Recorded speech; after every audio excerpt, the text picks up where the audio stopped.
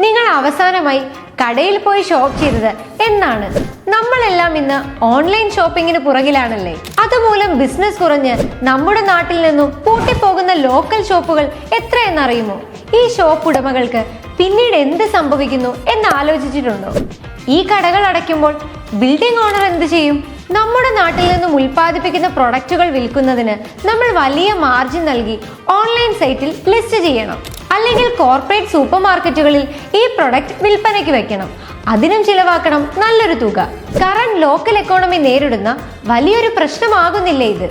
Local കൊമേഴ്സിനെ promote ചെയ്ത് ഈ പ്രശ്നങ്ങൾക്കൊരു പരിഹാരം കാണുക എന്ന ലക്ഷ്യത്തിലാണ് പേ ആൻഡ് ബൈക്ക്. ഇനി ഇതിൽ നിങ്ങൾക്ക് എന്ത് ചെയ്യാൻ കഴിയും എന്ന് ചിന്തിച്ചിട്ടുണ്ടോ? നിങ്ങളുടെ അഭിപ്രായം കമന്റായി ഞങ്ങളെ അറിയിക്കൂ.